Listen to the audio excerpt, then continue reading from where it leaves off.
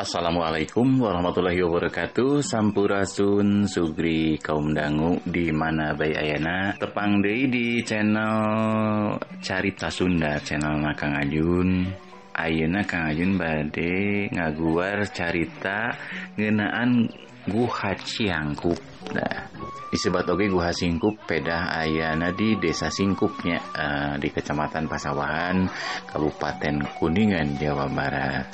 Sugri kaum dangu Ciangkup teh sanya nama ngaran guha nu pernahna di Desa Singkup, Kecamatan Pasawahan, Kabupaten Kuningan. Tapi guha nu ieu mah beunang disebutkeun beda rejeung guha-guha liana kusabab di jero guha teh ngandung sumber cai. Nilik sabeng batan ti luar katangen saukur galitukna batu.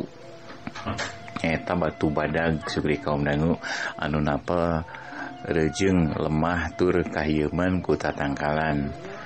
Tapi sing horeng di jerona aya sumber cai anu kawilang bersih.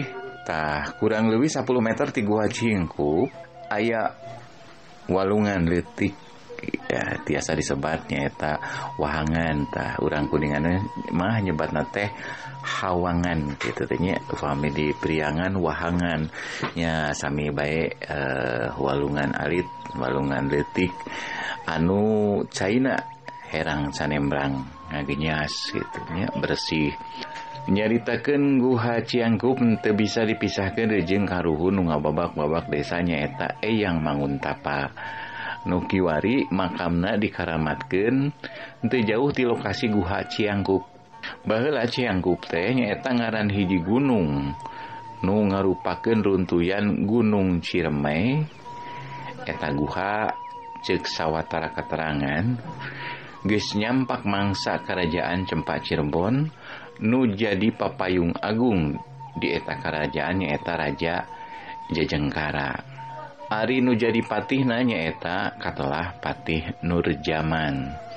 Ya, Patih Nurjaman pisan nu ngawangun Guha Ciangkup. Basa anjeunna keur ngahaja ngalalana ka wewengkon Gunung Ciangkup. Sajeroning Patih Nurjaman keur ngalalana di Gunung Ciangkup, pangeusih karajaan teu ngeunah rasa. Kusabab samiangna Patih Nurjaman ti karaton eta karajaan paya beja jeung carita.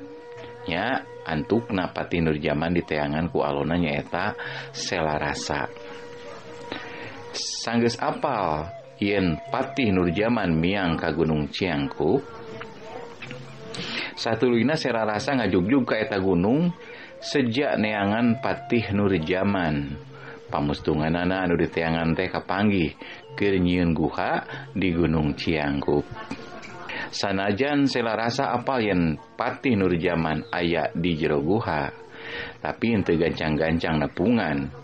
Inyana ngadon diuk dina batu pipireun guha, bari ngareungekeun emangna nu keur mere pangaweruh ka murid-muridna anu ngarupakeun jin di jero guha.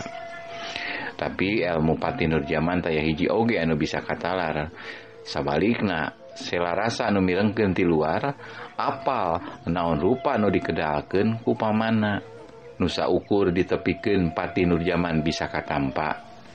Kacaritakeun aya saurang priai asal Dermayu, ayeuna Indramayu, nu luhung ku elmu jembar ku panalar, nyaeta anu katelah kakasihna teh Eyang Manguntapa ngahaja datang ka Gunung Ciangkup. Anjeunna datang ka Gunung Ciangkup dibaturan ku Kuwu Cirebon sarta boga tujuan ngadon tapa di Gunung Ciangkup. Sabada rengse tapa di Guha Ciangkup, anjeunna teu mulih deui ka Indramayu, tapi nyieun hiji pakampungan nu disebut Kampung Ciangkup. Nu kiwari ngajanggelek jadi desanya eta Desa Cingkup. Nepi ka maotna sarta kiwari makam Eyang Manguntapa teh teu jauh ti Guha Ciangkup. Tah sakitu bae sugri kaum dangu carita sabeng batan ti Kuningan ngeunaan Guha Ciangkup nu aya di Desa Singkup, Kecamatan Pasawahan, Kabupaten Kuningan. Ieu carita teh minangka kenging ngunder para sesepuh nu aya di Desa Singkup, katut pamerintahan desa di Desa Singkup. Atur nuhun kana perhatosanana. Wilujeng kantun permios. Wabillahi taufiq wa hidayah. Wassalamualaikum warahmatullahi wabarakatuh.